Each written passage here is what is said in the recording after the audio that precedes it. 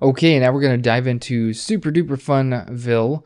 This is going to be amazing. We're going to create our own Excel add-in. This is something that you can share with your coworkers, you can share with other people, etc., and they can use the macros that you have created.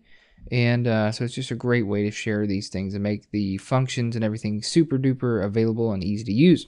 Let's go ahead and dive in. The first thing you're going to do, if we're going step by step, is we're going to create a brand new workbook. And, yeah, the other one is still open, but we're going to go ahead and create a brand new workbook. This is not going to be saved as an XLSX file.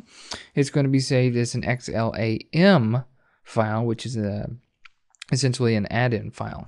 And that file is the file that you're going to be able to share with people. So let's go ahead and create a macro in this workbook before we even save it. Let's not even save it yet. So we're going to create a module. This drop down and go to module. And we'll just create a function that's super duper basic. And in fact, we're going to call it super duper basic. Okay. And the function is going to, we'll take the result of that. And again, we're just testing here. So we're going to take, a random number application.worksheet function.rand between. So we're going to take a random number between 1 and 1,000, and we're going to multiply that times 7 because why not, right? Let's go ahead and try this out really quick. If I hit F8 a couple, let's see here. That is 1,778. So, okay, it looks like it worked. I don't know what that is divided by 7, but that would be the random number between 1 and 1,000 that we got. Anyway, so this function is working just fine. So super duper basic is a fully functioning and working function. Let's pretend that you had some really cool macros and some really cool functions like this one, and you were like, man, I'm excited. I can't wait I'm going to share this this updated file with some people. So here's where we're going to do next. We're going to go to the file menu for this unsaved workbook here. And actually, there's some properties. So you can expand the properties there and see all these different facets. The main thing that you are going to want to go ahead and fill out is the title and the subject. No, excuse me, the comments. So the title and the comments. So for example, the title, this is what's going to show up in the add-ins menu. So we need to make sure that the title is something meaningful. I'm going to say Dan's Toolkit 1. Dan's Toolkit 01. You might say it's a bunch of engineering functions or whatever you want to give it a cool name. Dan Strong's super excellent add-in for Excel. Okay, and you click away and it's saved those two things, or it's about to save them rather. Then we're going to go to Save As. Okay. And so we're going to choose where on the computer we want to save this. And so let's see here. Once I choose that I want to do an add-in, which is an XLAM. Let's see, where is the XLAM? The old, if you have Excel 2003 or earlier, it's going to be an XLA. But we're going to go ahead and use an Excel add-in, which is XLAM. Okay. And by the default, whenever you choose XLAM or XLA, it takes you out of the directory that you're in, and it zooms you straight to the default of the Microsoft add-in section. That makes it super easy to find, because whenever you're dealing with add-ins, it always knows to look there first. And lo and behold, the title and the comments that we did are saved here, and so we can see those. Anyway, let's give this this add-in a cool name. So we'll call it Dan's add-in. Okay, so that's fine. So we're going to go ahead and click on Save, and then you'll notice that the add-in that we thought we just saved seemingly disappeared, and now we're just left with this boring book number 1. Well, don't worry if it's I'm going to not save book 1. Don't worry if it doesn't really appear in the Visual Basic Editor. It appears that you maybe lost everything. Well, you didn't lose everything. You actually just saved it, so you're still good. Let's show you how to actually add that add-in.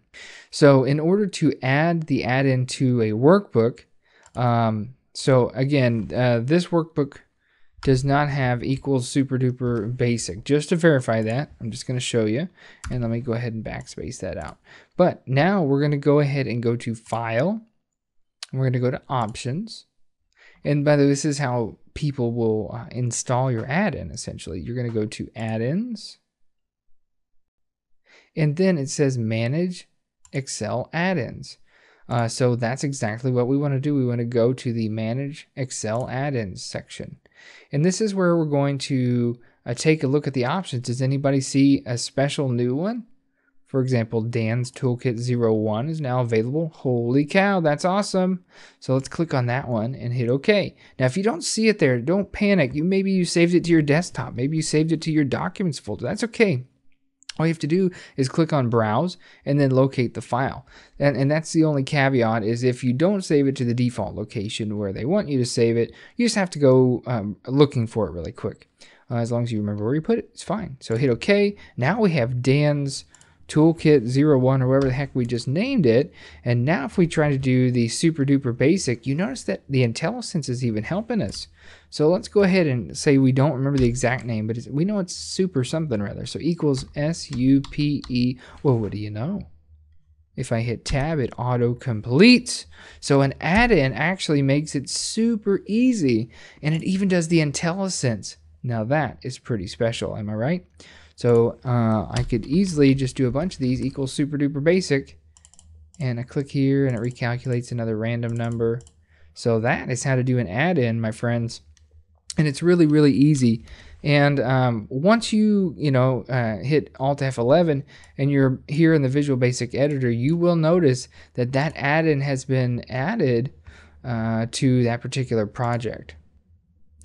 So you can actually make changes to it and then click on Save. As long as you have that project somewhere in that project selected, if you click Save, it's actually updating the add-in, not necessarily the workbook that you're working on over here, until you click back to the workbook and click Save. And then you're saving that particular workbook. So now I'm making a change to this. We'll multiply it by 100 instead of by 7. And I'm going to go ahead and save my add-in that I have here.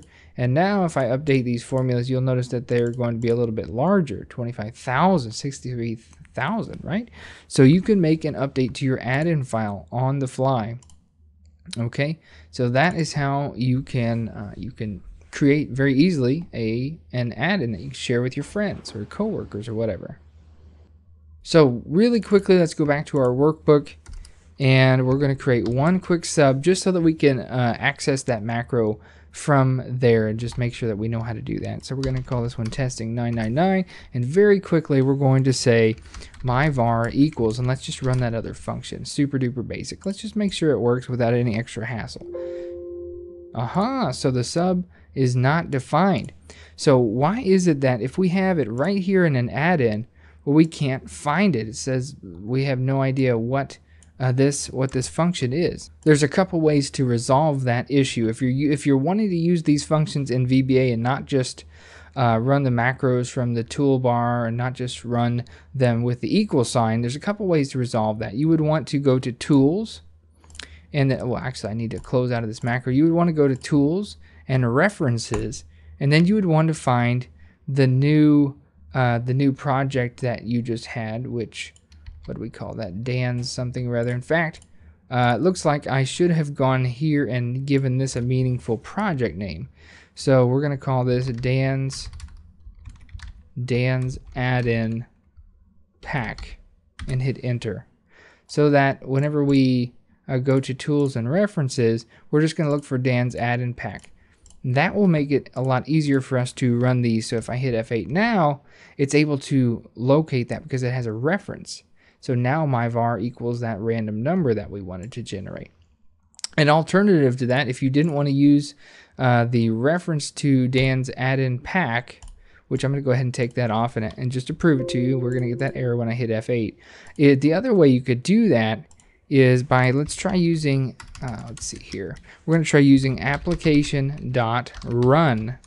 And then we're going to use the name of the macro that we're wanting to run, or in this case, it's the function that we want to run, which is called super duper basic. And then you do a comma, If you have any arguments, like if you wanted to put the number that you're going to do, or if you had any arguments, any parameters really, you could do those with comma separation. But we're just going to wrap it up right here with there's no parameter, so we just application.run and then put the name of the macro or the function that we want to run, and let's try that.